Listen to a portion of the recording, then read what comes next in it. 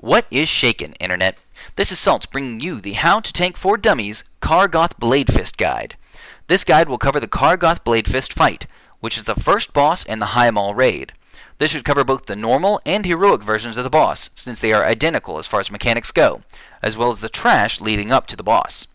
For those of you needing a quick synopsis, switch tanks at every stack of Impale, don't stand in fire pillars or pits, and if you're in the group that's headed for the stands, you need to tank all the ads facing away from the other raiders.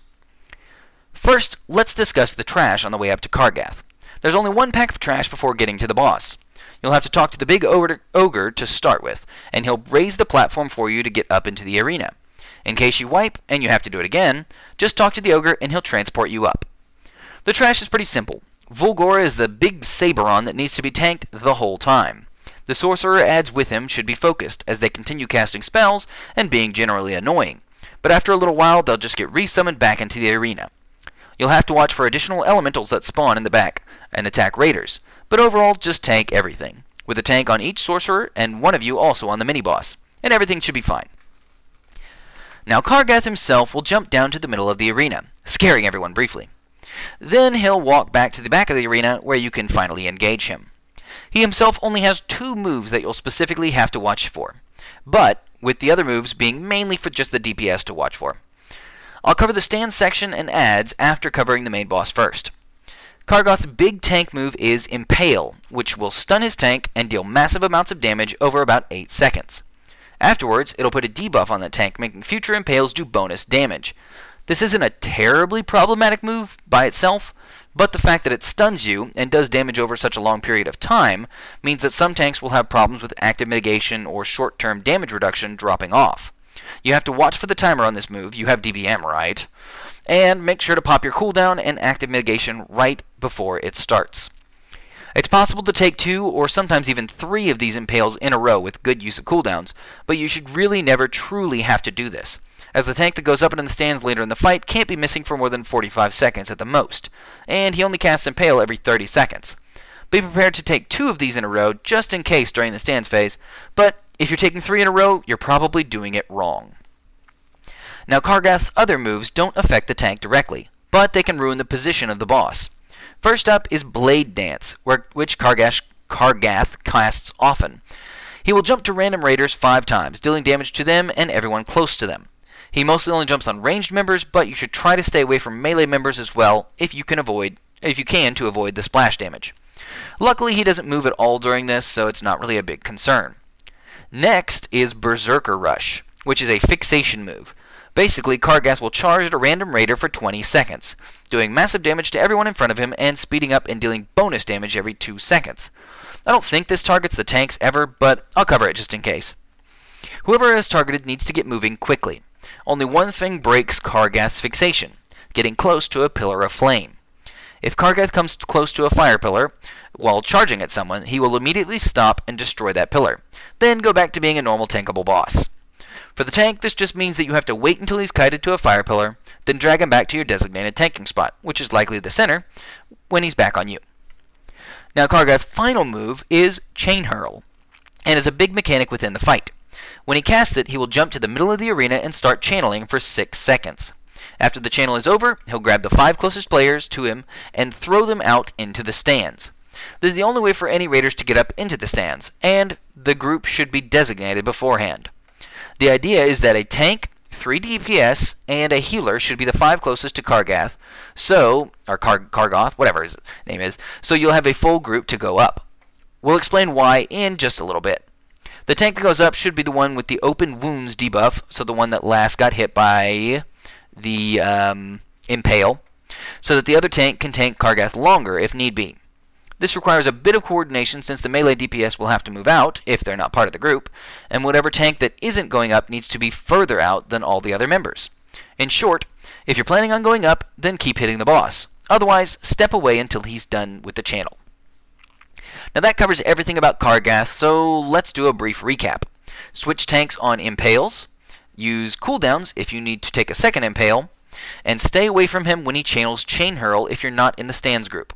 Otherwise, try not to stand close to your buddies. So before we discuss the stands area, let's talk about the arena. As discussed, there will be 4 pillars of fire that activate shortly after the start of the fight. These activate in pairs and will change up throughout the fight so that only 2 are active at any given time. As I said, your raid will need to use the fire pillars on his Berserker's Rage fixation, but there is a slight problem: the pits. There are 4 pits in the arena, and basically, falling in will instantly kill you because of the adds down there. Now, these adds don't move and are completely unkillable, so they can be completely ignored, but the pits will hamper your raid's movement and ability to kite the boss. As a tank, you should be doing very little moving inside the arena, so neither of these things will matter to you.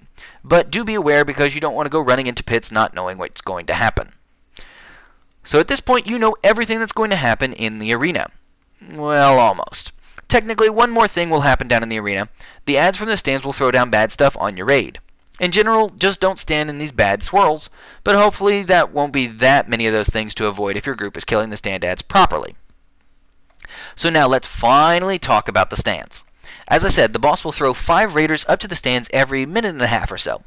These will be the 5 closest raiders to him after his channel is done, and you'll want a tank, healer, and 3 DPS to be the closest 5.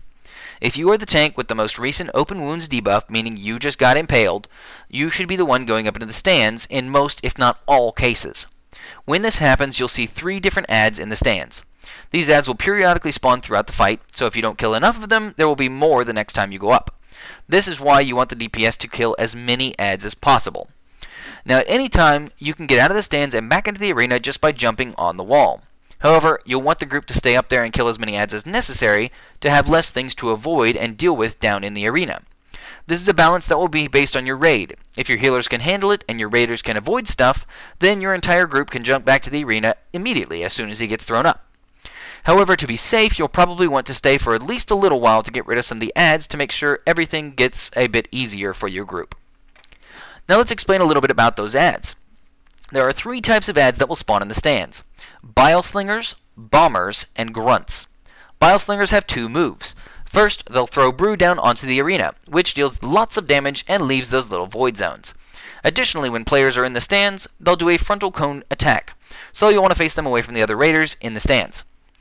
Now, Bombers have 2 moves as well. First, they'll throw bombs at raiders, which deal some damage and additional damage over time. Also, when they die, they blow up, dealing massive damage to anyone close to them. This means raiders should stay away from them when fighting in the stands, if at all possible. Finally are Iron Grunts. These do basic melee attacks, but aren't too threatening overall. They do absolutely nothing outside of the stands, so should be completely ignored, and the other adds should be focused anyway. Now, when you go to the stands, you'll want to tank all of the adds you can, facing Bile Slingers away from the group, and that's pretty much it. Bile Slingers should be top priority. Killing them will reduce the number of void zones in the arena and overall damage to the raid. The Bombers should be next priority, removing the damage and damage over time from their bombs on the raiders. Grunts should be completely ignored overall, with the only potential problem being that if there are lots and lots and lots of grunts, then they might start causing problems for the tank that's in the stands. No matter what you do, 5 members are guaranteed to be thrown into the stands every minute and a half or so. The other guarantee is that there will be adds spawning throughout the fight. The number of adds you need to kill depends on how your raid is doing. If your DPS and healers are good enough, then the stand adds can be mostly ignored and you can just burn the boss. However, if you can't kill him fast enough, the adds will start piling up and completely overwhelm your raid. Now, the other potential problem is that you can only stay in the stands for 45 seconds. Afterwards, you'll be returned to the arena regardless. So even if you wanted someone to stay there just to keep killing adds the entire time, you couldn't. The only problem with this is that you basically can't kill any adds at all in the stands during the 45 seconds where no one is in the stands, and they'll continue to spawn that whole time. The first time you go up there, there will likely be less mobs than the second time, and more the third, etc., etc. For tanks, the important thing to remember is that you'll just need to tank the adds when you're up there. You should be the last to leave the stands to avoid the adds turning on other raiders, so make sure to stay longer than everyone else.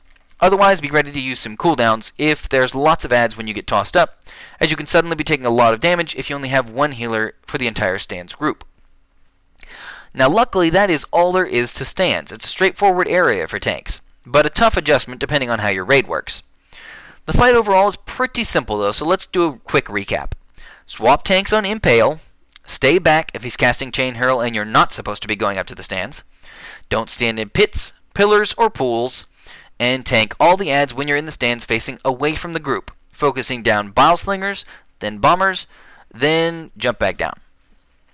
Now the fight is more of a DPS check than anything, as with low DPS you'll get overrun with ads, but is a typical introductory raid fight. It's relatively simple, especially for tanks, so you really shouldn't worry too much. I hope you have enjoyed this guide for dummies. Click the annotation in the top left to see more Highmaul guides and other dungeon and raid guides as well. Please like, favorite, share, subscribe, all that jazz, and, as always, you keep it salty, Internet. Skewered bear, skewered bear. It just looks so painful. Sweet. There you go. Congrats, everyone. Well, let's go ahead and get started. I summoned her. Him.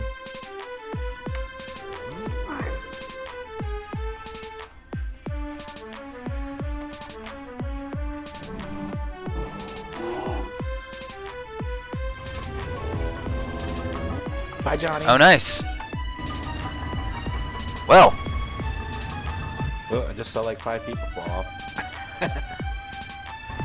Should we jump off? Let's jump off. Oh, we can't. I don't think we can.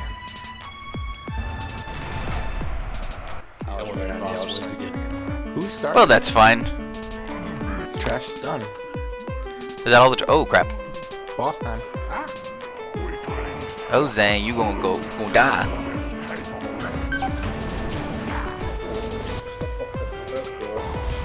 Like what the heck?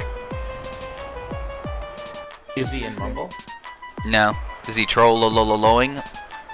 That's like when people ask on Mumble, is everybody in Mumble now?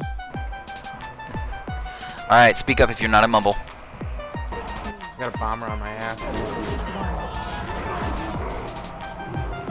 You're running the wrong direction. Skewered bear, skewered bear. It just looks so painful.